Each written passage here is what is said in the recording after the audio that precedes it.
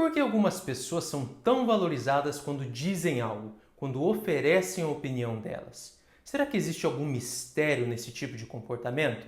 Será que a psicologia ou a filosofia explica isso? Bom, se você for como a maioria das pessoas, talvez você acredite que a explicação para isso esteja no conteúdo daquilo que a pessoa diz. Ou seja, na lógica, na razão, na coerência. Mas Aristóteles, já há mais de 2.400 anos atrás, na sua retórica, vai dizer que a coerência, o conteúdo, é só um dos 3 tripés que impactam a percepção de valor na comunicação.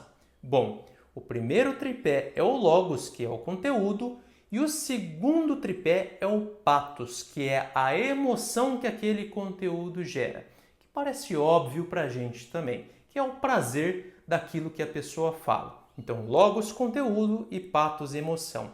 Mas tem um terceiro tripé que não é tão óbvio assim. E é sobre isso que eu vou falar nesse vídeo.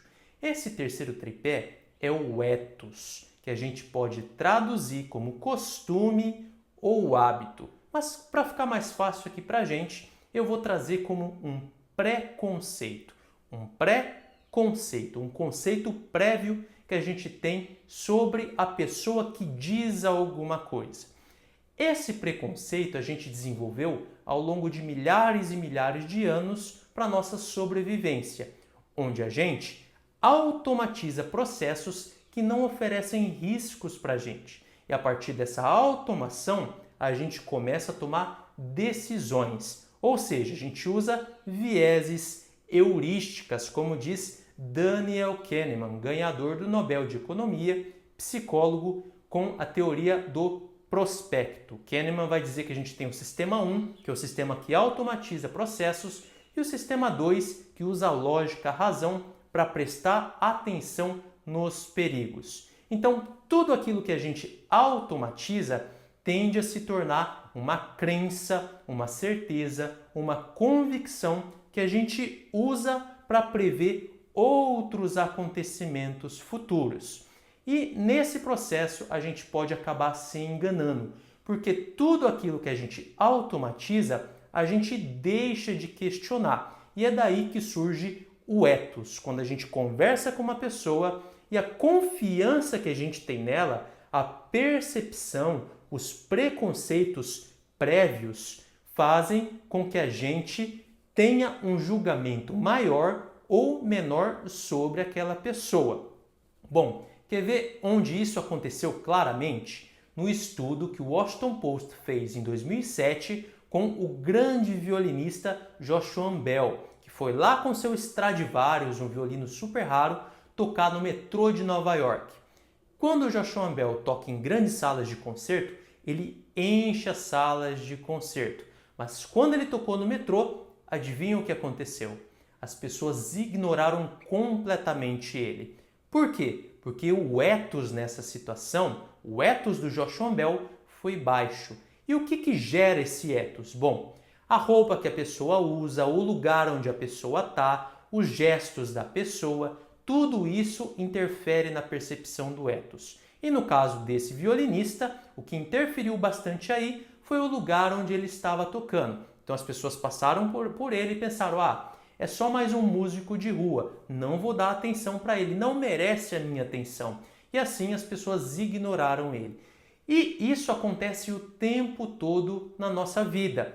Por exemplo, quando você está no almoço de família, em uma festa com os amigos, talvez a sua opinião sobre algo que você estudou na faculdade, algo no qual você se especializou, pode talvez não ser tão valorizado assim quanto a opinião de um outro profissional distante ou alguma coisa que eles viram na internet. Por quê? Porque talvez o seu ethos não seja tão alto com os seus amigos e a sua família. E é normal ser assim, porque a gente se desenvolveu na nossa família através de várias coisas que a gente fazia errada e sendo educados por nossos pais. Então é muito comum que nossos pais não tenham uma percepção de ethos tão alta em relação a gente. E isso acontece o tempo todo, pessoal. Quando você ouve um colega falando alguma coisa, quando você ouve o professor falando, aliás, se você é aluno em uma sala de aula e dá sua opinião sobre alguma coisa que você conhece muito bem, essa opinião pode não ser tão valorizada assim pelos outros alunos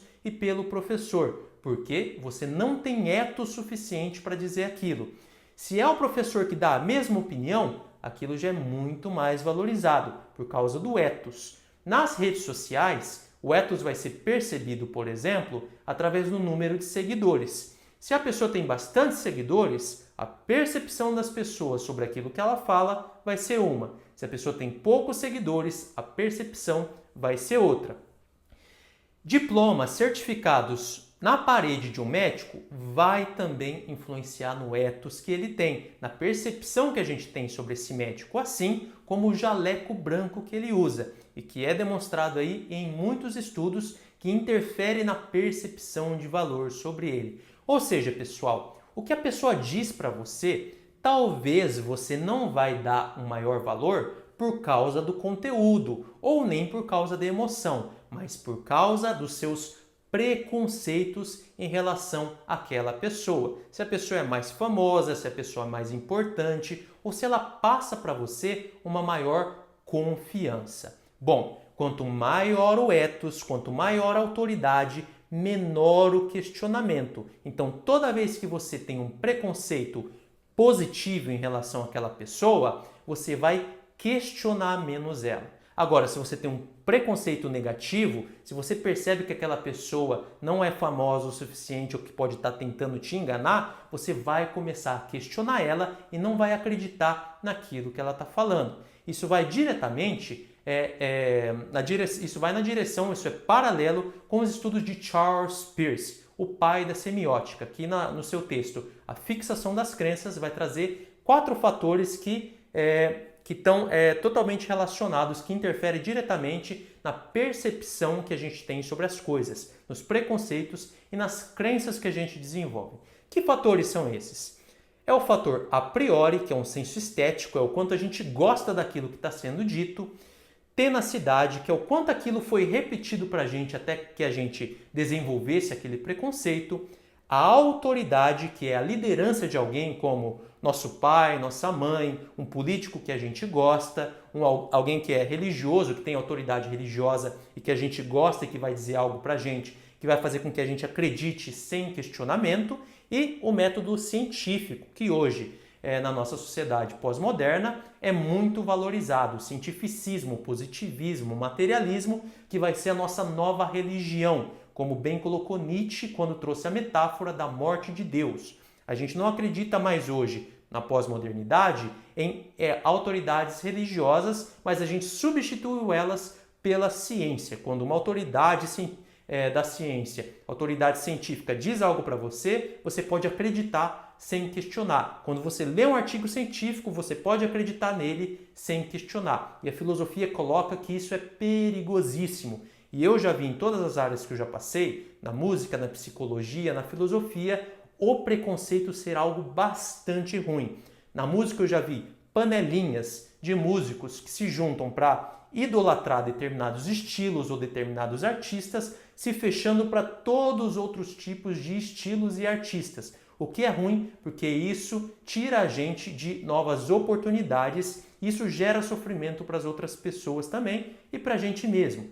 Na filosofia, apesar da filosofia colocar a importância do questionamento, de não ficar se apegando a crenças, a preconceitos, quem estuda filosofia geralmente se fecha, idolatrando, criando idolatrias em relação ou a Platão, ou Aristóteles, ou São Tomás de Aquino, ou Plotino, ou, sei lá, Schopenhauer, Nietzsche. Isso é também problemático. A gente não pode se fechar a conhecimentos que a gente não conhece direito. A gente primeiro precisa conhecer para depois julgar, porque senão a gente fica preso totalmente ao ethos da coisa e isso não é bom. Mesma coisa na psicologia, que eu conheço bem também. Na psicologia existem diferentes abordagens: Gestalt, psicanálise, TCC, análise do comportamento.